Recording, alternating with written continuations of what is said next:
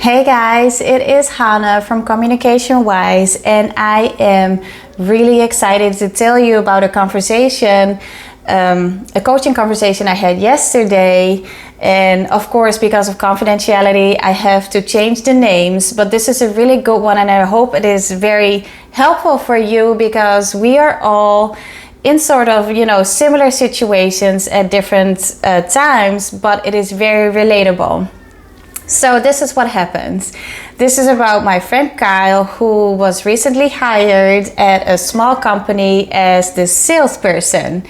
And this is about Amara, who was recently hired as the director of this company. Amara had worked for this company for 39 years and was recently promoted, and Kyle was just hired from outside. So Kyle was really excited because there were really good benefits. It was close to home. It was 3 days working from home, 2 days from the office, and there were no cold calls, which is great for a salesperson. Amara was very excited as well because there had been a lot of turnover for that position. And Kyle seemed like a really cool, knowledgeable guy with a lot of relevant experience. So they were both really excited, and from that moment on, things went downhill. So this is what happens. Policies changed. And not just policies changed, but also the treatment changed. So it went, simultaneously with 3 days working at the office and 2 days working from home. Other things like another salesperson was not good at doing the cold calls, so Kyle was asked to do those. Okay, not a problem. He said yes to it because he was just hired and he, wanted to make a good impression. And plus, cold calls for him were not pleasant, but they were, just whatever. But then simultaneously, the treatment changed as well because Kyle started receiving a lot of emails which basically said, what are you doing? What are you doing? What are you doing? Are you not forgetting this? Are you, not forgetting that? And when are you going to be here? What time are you going to be here? What time did you leave? What time this, that. And at the office, things were kind of similar because he still received those emails, and there was this open door policy, which, a lot of companies have, and they're for really good reasons. But one day Kyle just wanted to concentrate, so he said, I'm going to close this door. I'll open it again, but I'm going to close it now to still be able to concentrate. And so that's what he did. And in the meantime, he received emails. When are you going to open this door? This is not according to the policy. And what's happening inside there in this office. So he got extremely annoyed, very frustrated. And also he felt a little hurt in his pride because it started feeling like this was not about a director and a salesperson, but it was, degrading to some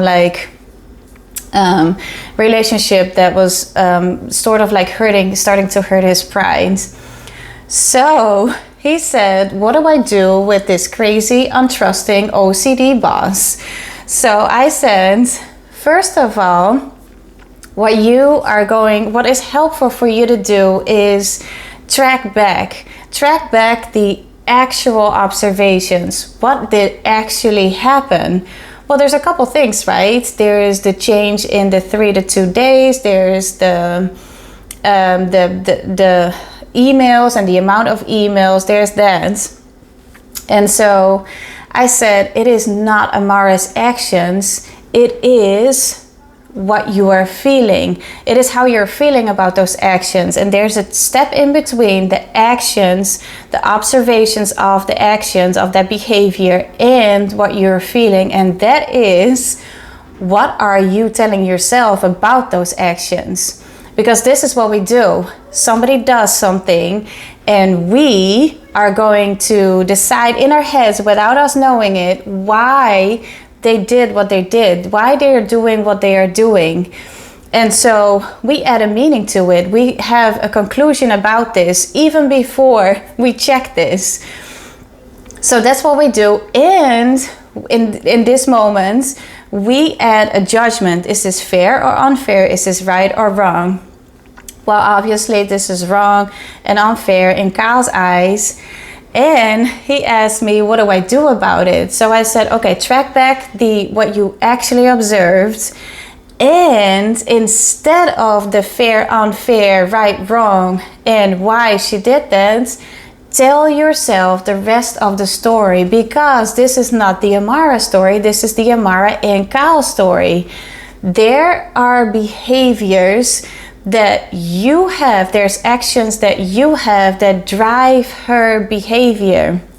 It's all acting and reacting. So what are you leaving out in this story? What are you adding to this issue? Which is not a fun question, because it puts responsibility on Kyle, but it is really, really helpful because it is part of the story. Are you being transparent about what you are doing? Are you being open and honest about the work that you're doing? And are you doing what you were hired for? Because like you told me, this is a trust issue. So look towards your own actions. How are you adding to this issue? That's one.